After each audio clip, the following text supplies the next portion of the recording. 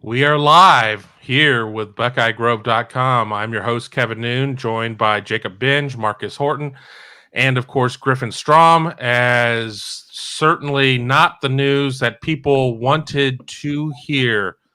The game is canceled.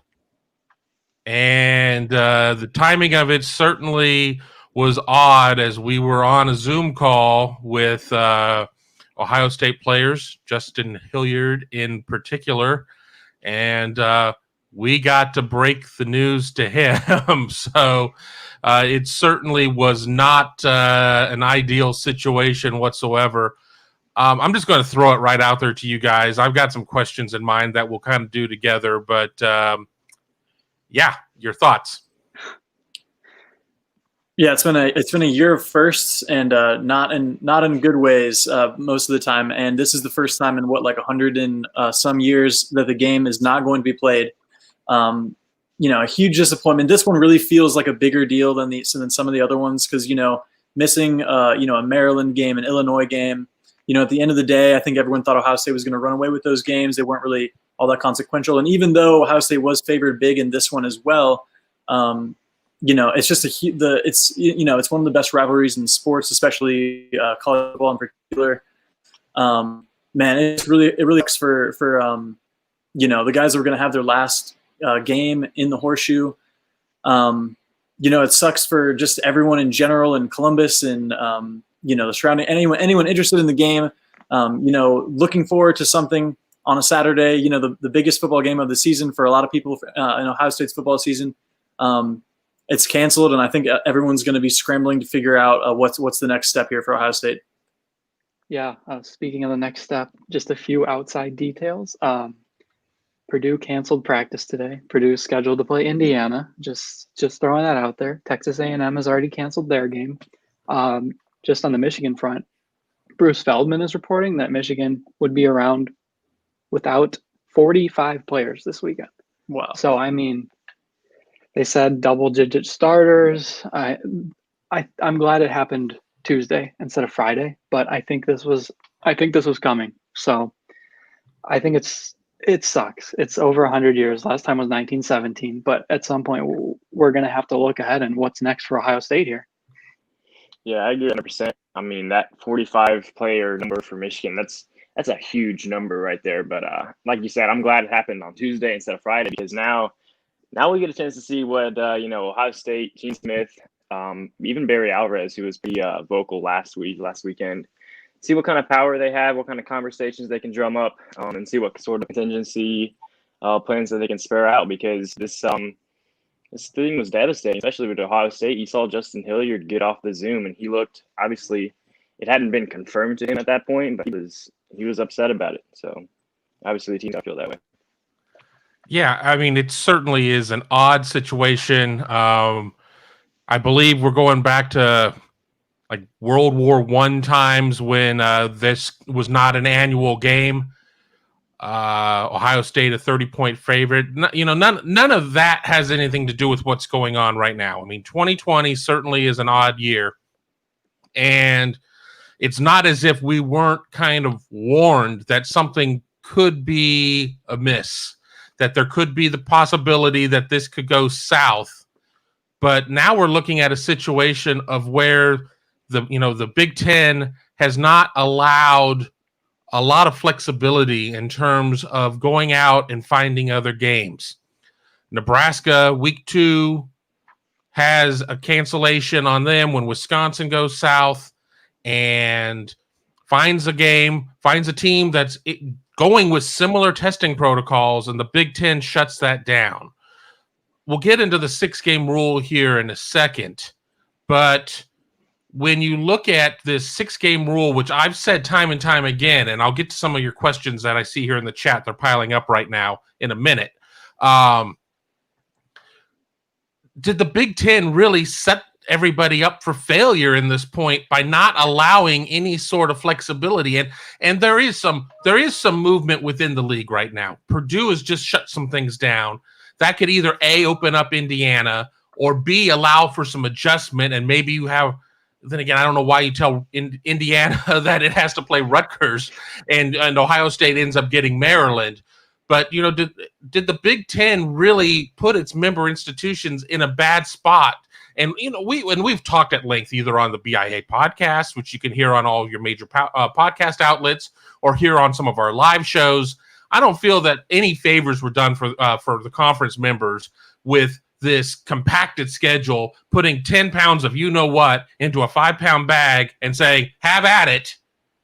Yeah, no, I think they really set the precedent with the Nebraska thing where they wouldn't allow Nebraska to go out of conference, because now that the premier team in the conference is without a game, it's like, what can you do? You can't tell Nebraska that, oh, you're not allowed to play. But because Ohio State is undefeated, we're going to let them schedule whoever they want. I think it now falls on other teams, as unfortunate as it is, it falls on other teams having COVID issues to get Ohio State a game, because in my mind, there's no way Ohio State is going to be allowed to play a game out of conference. And to play in conference, I don't think Kevin Warren and the Big Ten are going to want to shuffle games around so Ohio State sees Maryland. So I think it just depends on other games being canceled. Here's my thing. So everyone's going to say, it's not fair to have not allowed Nebraska to try to find an out-of-conference opponent. And obviously we're talking about options here with shuffling some stuff around in the Big Ten so that Ohio State could potentially play another Big Ten team. But let's say that's not possible for whatever reason. I would argue at this point, at the 11th hour, given the circumstances, that the Big Ten should try everything in its power, kind of tying into what Barry Alvarez was saying the other day. If there's only one team in the Big Ten that has the potential to be represented in the college football playoff, so why would you? They are not at equal an equal spot with Nebraska right now. So why are we trying to pretend like that should be even? You know what I mean? I think they're gonna try to pretend that. Like, I don't think they want to just blatantly say we know Ohio State is the representative. I don't see them being able to take that leap. I see Nebraska. I was going to say, I see Nebraska's AD and president saying, no, let's make this right. Let's go conference. I mean, Nebraska was out there fighting for a season, and I don't think that they are hypocrites in any way, shape, or form. I mean, they have been great through this whole process in terms of wanting to do what's right and everything out there.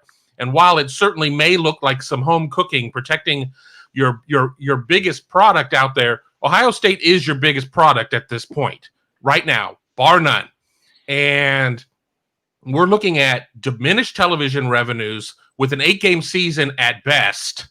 And you're going to sit there and allow just some stubbornness to really hurt the conference from having a representative in the college football playoff. And we'll get into the CFP in a minute. I know there are a lot of people out there right now that just want to have 2 ACC teams and 2 SEC teams and be done with it. Well, we could have saved ourselves a whole hell of a lot of aggravation if we would have just not brought the Pac-12 and the Big Ten back at that point. If that's the goal. And again, I don't want to get ahead of myself. I still think the CFP committee, which has its weekly reveal tonight, I still think that they can assess enough out of Ohio State in terms of playing 6 games, whether it's 5 plus whatever championship week brings, whether it's against Northwestern or against somebody else. But, we're making this a lot more complicated than it needs to be. And by we, I mean the Big Ten Conference. 100%. It's we saw this back in August when the conference put out we will not revisit the decision to put in place a fall schedule. And then a month later, things flipped. So it's been questionable leadership, just to say the least. But yeah, like you said, Gary Barta and the CFP committee have been saying, we're not going to take the number of games into consideration. And so I'm excited to kind of hear from them now, just without Ohio State putting anything forward about this weekend, and see what they're going to do to address that. All right, well, let me kind of jump in here, and some more breaking news that's gone on today. We do have the pause in West Lafayette when it comes to Purdue. And generally we're not seeing pauses with immediate resumptions.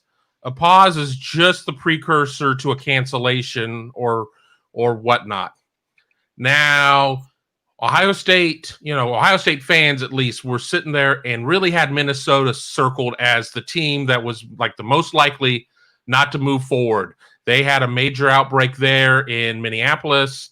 It seemed as if their game wasn't going to happen. That was going to create a repeat play with Nebraska, which of course could have allowed for some shuffling, especially from division to division, to have Ohio State play Maryland, have Nebraska play Rutgers. Well, now we're dealing with Purdue, somebody else from the West. And if Purdue isn't there, they're supposed to play Indiana in the old Oaken Bucket. Ohio State has played Indiana. Indiana also probably is the second best team in the conference. So you could either do one of two things there, potentially have Ohio State play Indiana again, an Indiana team without its best player, Michael Penix Jr., or you could once again maybe do some shuffling around and try and get Ohio State over to Maryland. And I'm not saying that Maryland is going to give Ohio State that quality win component that everybody was hoping for, but let's be real, neither was Michigan. Yeah, I think that Ohio State, playing Indiana for Ohio State might honestly be a best case scenario because, first of all, you've already prepared for them, so you don't have to be put in this place where you're suddenly taking on, let's say, people throwing out Texas A&M, for example. You're not getting thrown into a position where, even though you do have a couple extra days to prepare than, if they had announced this on Thursday or something. But you've already prepared for Indiana, so you already, you've already had a week, and Ohio State had an additional week to lead up to that. So you already have that preparation built into it. And also Indiana is probably the second best team in the Big Ten. So that's another way to boost your resume if you're Ohio State in a way that you wouldn't have been able to beating Michigan, who everyone expected Ohio State to beat by 30, even though Indiana does not have Penix, again, as we just said. And it's another conference game as well. And it just solidifies, obviously, the Ohio State, playing in the East Division and just locking that down. And especially because, and I was hearing this in the Indiana broadcast last game, they were really harping on this this notion that when Indiana left the field against Ohio State, that Indiana felt like they were the better team that day. And I don't think that's probably what a lot of us saw with just how the second half kind of went to that game. The fact that Ohio State was up so big at halftime. But that would really shut down that argument, give Ohio State another big win if they were to win, another big win over the the second highest ranked team in the Big Ten, give them that sixth Big Ten game, and it would really just honestly solve a lot of problems for Ohio State, I feel. I think it comes down to, do you want quantity or do you want quality? If you want quality, Ohio State has to play Indiana. If they're not going to be allowed to play out of conference, I mean, Maryland is probably better than Michigan, but still, it's not going to boost your playoff resume besides adding another game. And the playoff committee has already said multiple times that Ohio State looks like a playoff team to them, and the number of games shouldn't really factor in. So I think that if you're scheduling a game for the sake of scheduling a game, maybe the Big Ten's not going to change the 6-game rule. Maybe you just need to play a game to get reps in. I think you would want to go with Indiana just to add another top 10 win there. But it really comes down to that 6-game rule, because I think if Ohio State is allowed into the Big Ten championship, either way, they're going to win the Big Ten championship. And with a Big Ten championship win, we know that the playoff committee thinks they're worthy. So I think it comes down to the quality of when you want versus just scheduling a game against another team. It's almost worth arguing that this second game against Indiana would be a different type of quality win, just with Jack Tuttle in there in place of Penix, and with Ohio State being out, whoever they're going to be out with, being on the unavailable list, So it's going to be two different versions of teams, two slightly different versions. I would be all for that Ohio State Indiana part 2, because you're going to see two different teams, and it's not like it's a complete rematch per se. But yeah, sign me up for it. Give me the dotted line. I'll put my name on it. And where do you play that game? I mean, you already played once in Columbus. Do you play in Bloomington? I mean, Ohio State was set to have its senior day. And again, the 2020 is not equitable in any way, shape, or form. So just because you were supposed to have a home game doesn't mean you're going to get a home game. But do you go to Bloomington? Again, we're not dealing with an instance of where there's going to be 72,000, 110,000, 4,000 people in the stands. Ohio State was in line to have parents at the Michigan game if that would have happened. So once again, we would have been dealing with hundreds and not thousands and thousands and thousands. So where would you play that game? I mean, again, we're wildcatting here. We're just coming up with things on the fly. I'm not even, as I'm trying to run this chat, I'm not even watching Twitter, so who knows? Crazy stuff can happen at this point. But where do you think you play that game? So there's a lot of factors going into that because obviously Ohio State is the A side in that matchup, and so from that perspective, you're thinking, okay, Ohio State has a little more power. Can they pull that in some regard? But from Indiana's perspective, they could be saying, we're the one giving you guys, kind of doing you guys a favor here, in giving you that 6th game. But then on the competitor's side of that, as we've kind of talked about as a kind of recurring theme for the season, I think Indiana wants that game back and would gladly accept the challenge of facing Ohio State again and getting that one loss avenged. Anyway, so it's really tricky. I mean, off the top of my head, I would say you probably have to play it in Bloomington. But I don't know. Does Ohio State have the kind of the power as the A side of the matchup to be able to swing that? I don't know. I will say the Indianapolis Colts are on the road this week, so Lucas Oil may be vacant. It's perfect. I mean, you play it wherever. Just play the game. That's what I think. I want to jump in on something here before I shift gears, and I'll go back and forth between the two messages. Cheryl, who not only watches this show, but I'm involved with a show with Mark Rogers, and she's a fan of that show as well. So big shout out to Cheryl. Talks about Kevin Warren's leadership and cost the Big Ten a loss of revenue. And then Jeff, and I think I know who this is, member over at Buckeye Grove as well, kind of questions that. I'm going to jump in and say that I feel that the breakdown of leadership here has nothing to do with what's happening this week or whatnot. It's more of a case of I felt that the cancellation happened too quickly. We're still dealing with, and not the cancellation of the Michigan game, the cancellation of the Big Ten season. And then the stubbornness to come back, and then the delayed response to come back. And we're going to come back, but we're going to wait all of these weeks to come back. We've seen plenty of teams get through their entire schedules or about through all of their entire schedules at this point. And I feel that the Big Ten had a great plan in place. They did show leadership when they decided to go to a conference-only schedule. I feel that was the right decision. But in doing so, when they canceled and then they stubbornly said, well, we're not going to revisit this, only to later revisit it, they could have come back sooner. They could have come back sooner, and I understand Wisconsin was not ready to come back at that point. And lo and behold, they came back for a game. Graham Mertz goes crazy, has a huge game, and then they have to shutter things again. But I still think you could have had a staggered rollout to where teams would have been able to get through more games, and it would have allowed for still play an 8-game schedule over 10 weeks. And that's not necessarily to say that keeps us out of the situation where we are at with the game not happening, Ohio State and Michigan not happening. But I don't think we're in a situation of where we're frittering about a 6-game rule or anything like that, or some of the other conversations about, well, if Ohio State doesn't get to play in the championship game, who do they play? It sounds like if Michigan is sitting there down 40 players or whatever, they're done. They're done. They're not playing 12-12. They're not playing 12-19. Hell, I mean, they may not be ready for a bowl game. I mean, you just don't know. So I certainly have some issues with where where the conversation is in terms of Kevin Warren. And I have to be careful because I plan on doing this job for many more years. And I don't need to be targeted out at Big Ten Media Days by Big Ten officials for being like, oh, there's the guy that was a real horses, about the conference. But I think that the missteps were big and frequent.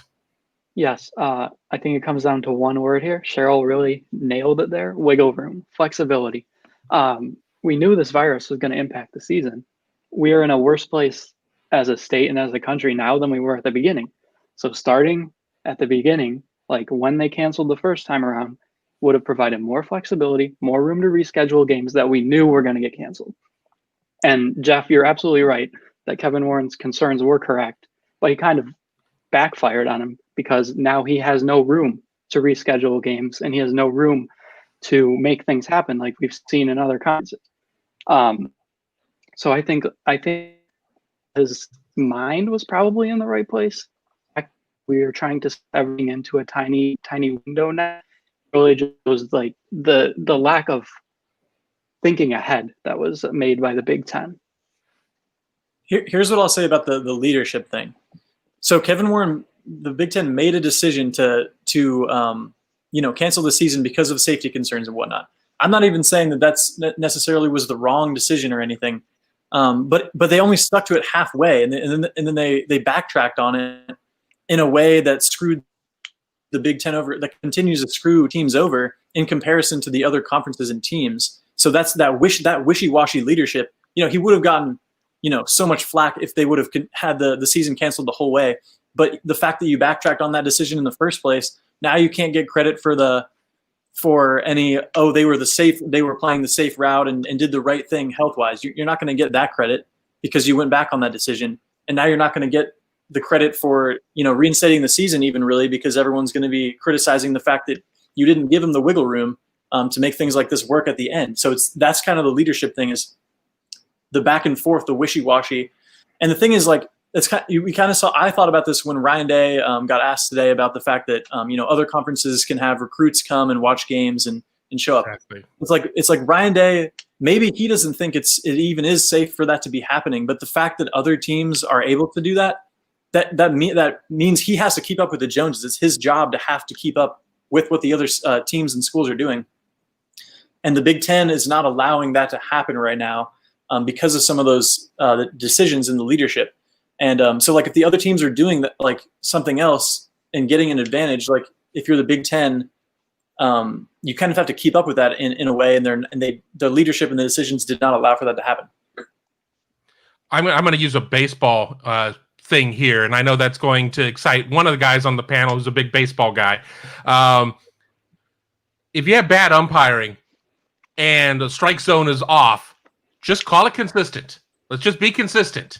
And we don't have consistency from conference to conference. There is no college football czar.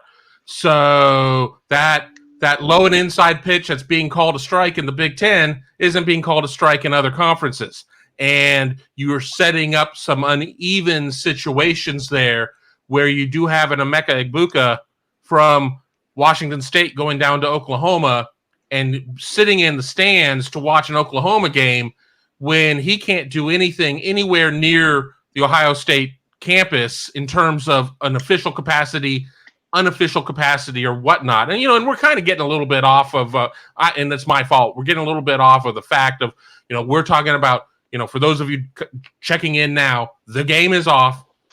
We don't know what Ohio State's next step is. I guarantee you, Gene Smith is on the phone, whether it's with the Big Ten ADs, working on the 6-game rule, working on finding an opponent, just trying to figure out what's going on. So, there's just a lot of moving parts here right now. And Cheryl and Jeff are having a nice little conversation. I'm kind of putting them up here, but I'm also not going to allow them to become the 5th star of the show either. I want to talk about the 6-game rule. And I know I've said it before, and I'll say it again. Good idea in order to keep somebody from coming in with just 2, let's put it there, 6-game rule. Having a 2-win team go in and represent a division in Indianapolis. But Ohio State now has missed 3 games, provided it can't find a game this weekend, and they've got some time.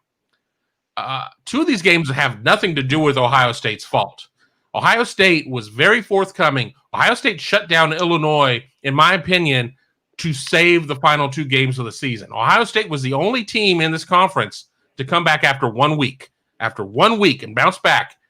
And it was not without pain and consternation and a lot of, a position group completely decimated with the offensive line losing 3 starters, having, maybe one of your top backups who doesn't have really any snaps in terms of playing offensive tackle in the offensive scheme of things, but Paris Johnson was not available as well. Ohio State comes up and shows that it can be done. And that has nothing to do with Michigan. But again, it shows to me that the spirit of the 6-game rule is fine. The execution of it, not so much. Yeah, that's kind of the whole deal with the Big Ten this season, right? The spirit is there, but the execution was just a little off. And now that we're near the end of the season and there are no weeks to spare, it's all coming together. So I agree 100%. We've learned definitely for sure that if this were to ever happen again in some semblance, there has to be a flexible week that's open and ready to be that contingency plan. We heard from Ryan Day earlier today that you have to take a hard look at this 16 rule because he didn't say, but like you knew that like the planning and the thought process behind it, the spirit was there, but like the execution it was completely a miss on target. Miss. What's kind of interesting is that everyone seems to kind of think that like no matter what happens in these next couple of weeks, like everyone's going to be able to play their game on the 19th. Like those games are also in jeopardy, you know, with everything going on right now. So like, you know, and I don't want to get into the weeds with talking about hypothetical situations and whatnot, but doesn't it feel like everyone's just like, oh yeah, well, like we just have to get through this last game and then well, you're playing on the 19th. But with everything happening, that's no guarantee either. So who knows even at that point if those teams are going to end up playing that last game. I want to throw this out here. And again, you know, we talked about it and I didn't take us all the way down the path about what happens if they are able to go out of conference. There is the biggest game that could happen this year, you know, in my opinion, in terms of at the moment, you know, of the moment being hot and everything, and that would be Ohio State playing Texas A&M. And yes, a lot of people are like, well, Ohio State isn't exactly back yet in terms of all of its personnel, you know, down 3 linemen. We don't know what contact tracing could bring back. We don't know who's out because of positive tests or whatnot.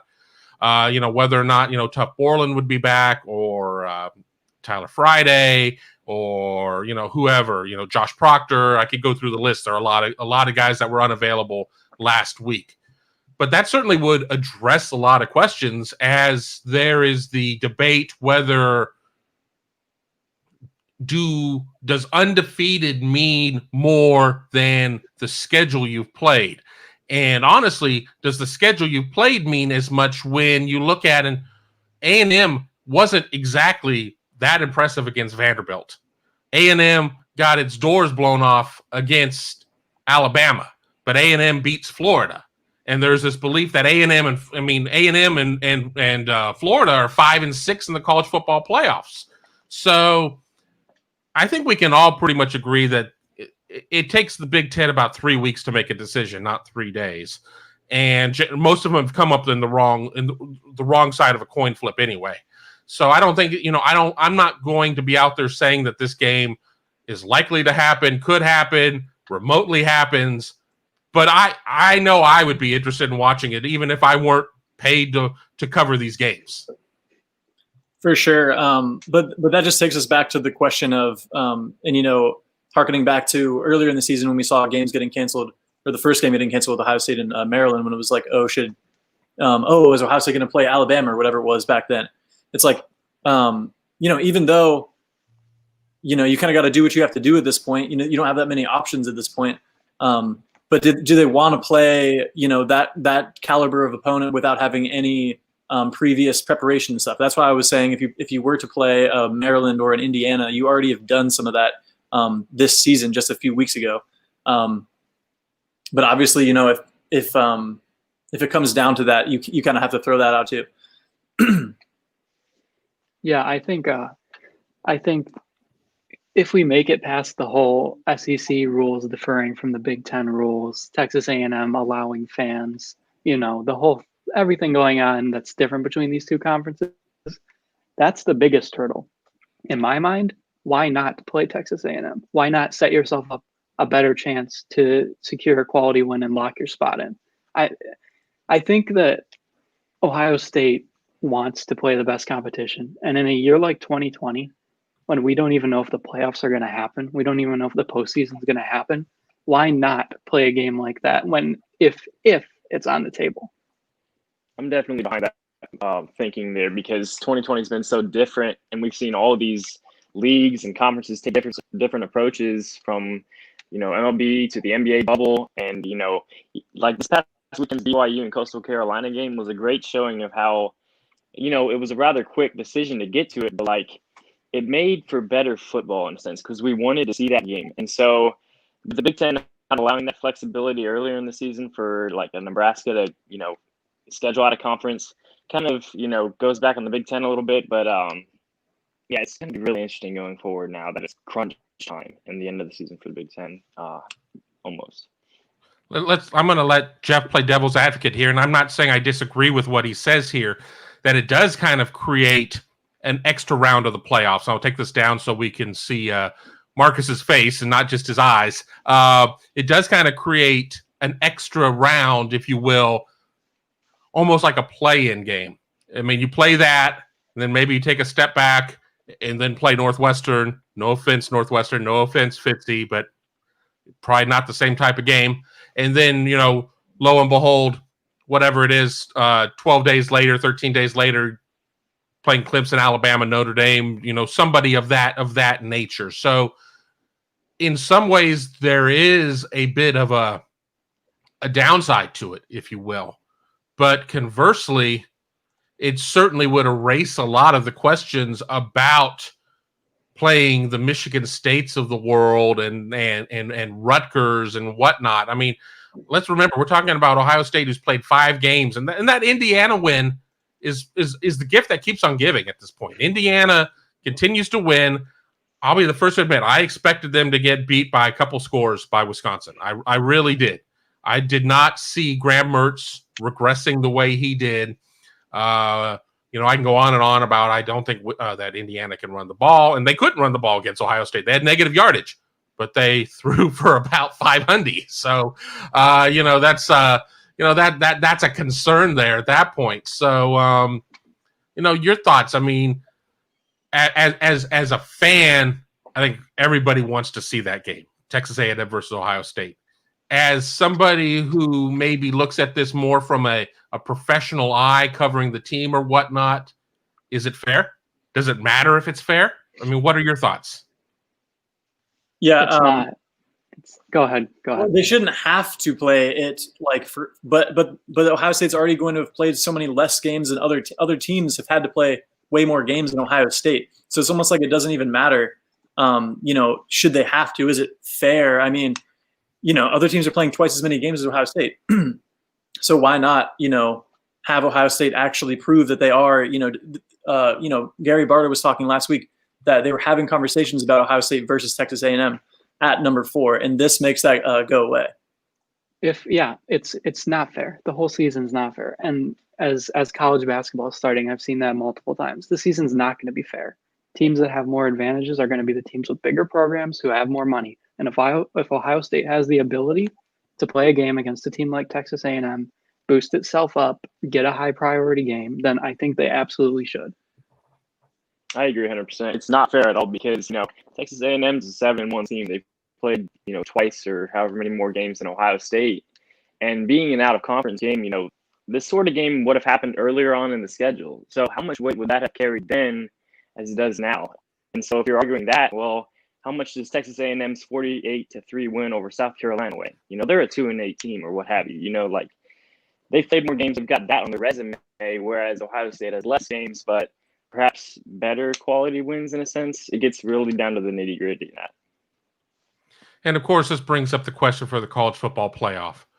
You play for a league championship. That remains to be seen. And maybe in some final thoughts, we can kind of talk about what we think will happen in terms of the 6-game rule or whatnot, in terms of definitives. But we're going to go into CFP rankings that shouldn't be affected today, because that is more of a case of what happened in last weekend's competition. Ohio State 52-12 winners over Michigan State. But what happens in the next ranking and the ranking after that? Because, all these dominoes start to fall. Do you see a situation where Ohio State doesn't play for a Big Ten championship? Let's just say the ADs can't get it together or whatnot. I find that highly unlikely, but we're playing in hypotheticals here, where they don't play for a Big Ten championship, but they are one of the last 4 teams standing at the end. I foresee. So they don't. You're saying they cannot play in the Big Ten championship and still get in, right? So who would they have to play then? Let's say they get Wisconsin or somebody, or Iowa. So let's say that's who they get for championship week for the December 19th, because they did have the plan of where it was going to be 1 versus 1, 2 versus 2, 7 versus 7, and now it's more of a who's left standing. Let's try and put some games together and hope that there's not an odd number and you're the team left out. And obviously it wouldn't be Ohio State in that instance, but that, what looked really great on paper, we know that this has not been a season where that matters. Yeah, I think it's just man, that argument's just so tough. If they don't play this week, and so now you've played like every other week for the last however long, and then you end up not getting a Big Ten championship, opportunity, and that it just makes the argument really tough. Then at the end of the season, I think if Ohio State, was to get, a stand-in opponent this week, play next week, then you're good at that point. But if Ohio State can't play this week and you've played on and off, staggered, and then you don't get to play in the Big Ten championship, it just makes the conversation really tough. And you'd have to see how everything else played out. I mean, it's definitely possible. But if you're sitting with 6 games and other teams have played twice that many games, it'll just be one of those situations where, the selection happens and a lot of people are upset one way or the other, I think. Mm-hmm. I don't hear Gene Smith's reaction if Ohio State can't get that 6th game and not play in the Big Ten title game, because if whoever's going to represent the East, who would you want to win in that Big Ten title game? The East team that Ohio State has beaten, whether that's Indiana or it would be Maryland, I don't think, but I think it'd just be Indiana. Yeah. Would you want them to go and convincingly beat that Western team? And then Indiana's going to stake a claim that would be well, maybe we deserve to go to the CFP. That could get murky. Yeah, that's exactly what I was going to say. It's such a long string of things you have to go through to reason Ohio State in. It just, if Ohio State weren't to play a game this weekend and did not play a game or played against a non-West champion team, I don't know how even the playoff committee could talk themselves into it. But the one thing that is encouraging is on the calls with the playoff committee, they've been talking more about the eye test with Ohio State, about how Ohio State's offense looks like a playoff team and how Ohio State has all the makings of a playoff team, which is kind of promising because they're not simply looking at the number of games or just the scores and stuff. I think that's the one argument you could make to Ohio State still finding this into the playoffs at the end. I just got retweeted by Sir Yacht, by the way, so I don't know how you're doing today, but I'm doing pretty damn well because I just got the big retweet from the boat guy. That's the gift that keeps on giving right there. It really is. I mean, sometimes in the biggest pile of dog poo, a rose will grow from it. That's my rose right there. All right, just a couple of questions that I will throw out to the group as we kind of come down to the fourth quarter here on the show. Will the Big Ten change the 6-game rule? Yes or no, and why? I say yes.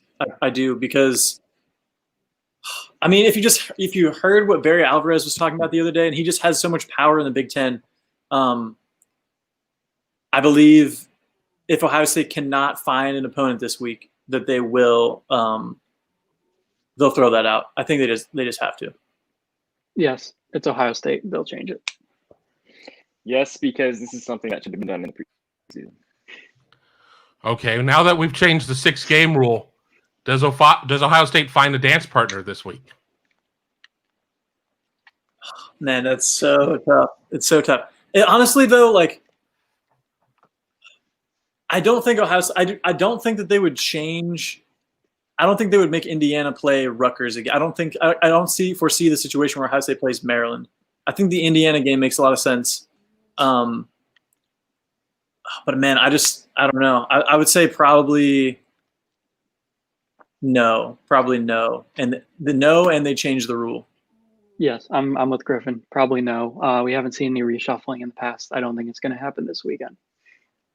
I can see that happening, and no on the rescheduling, but yes to the 6-game rule. But I'll go out on a limb and I'll say yes, they do find a dance partner this weekend, because just to be creative for the sake of 2020, Ohio State didn't play a spring game. Why not just split up into 2 Ohio State teams to play each other? So let's get that 6-game that way. That's what I said from the beginning of the season. No matter what happens with the season, why not just play a full 10-game schedule of just Scarlet versus Gray? Yeah.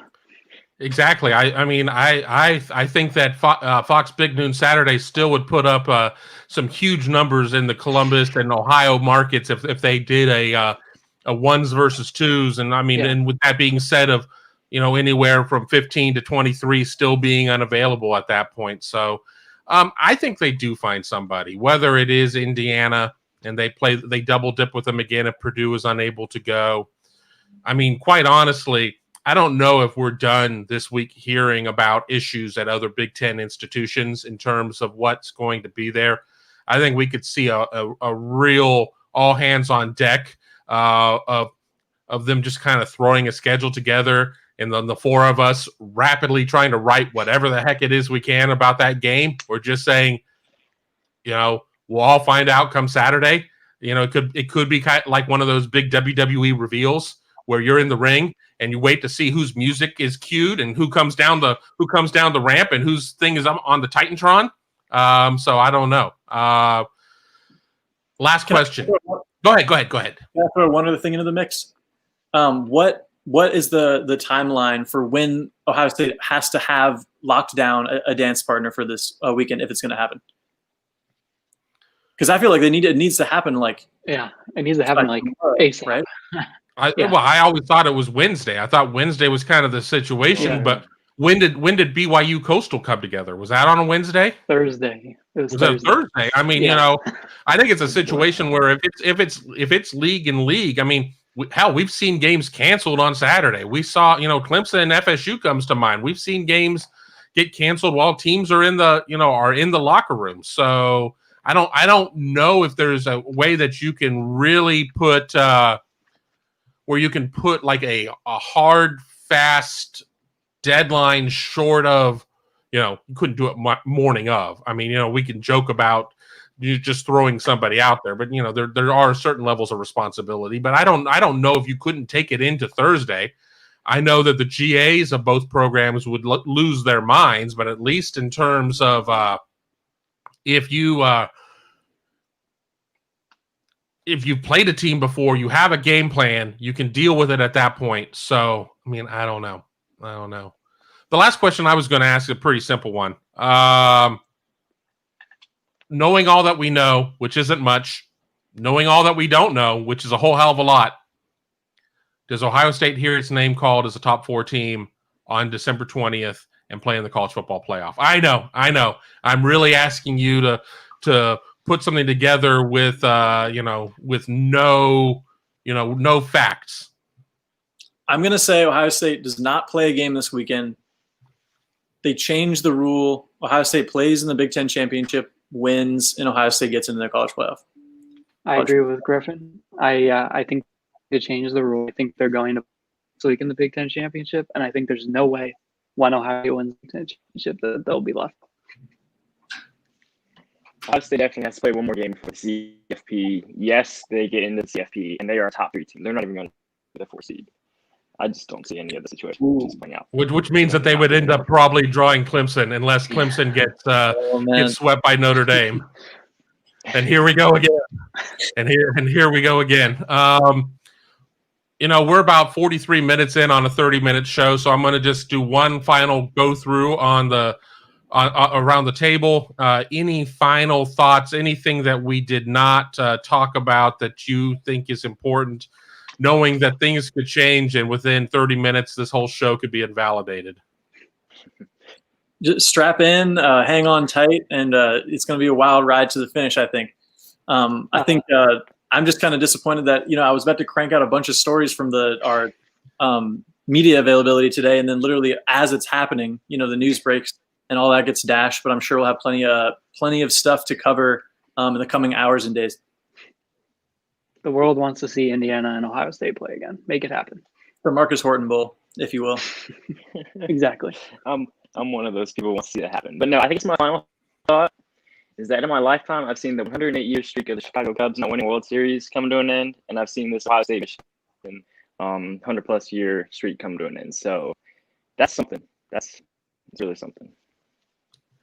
Yeah, and as for me, I just This year can't get over quickly enough for me, and thank God that the college football playoff semifinals are January 1st, 2021. So maybe things can get off to a little bit of a better start.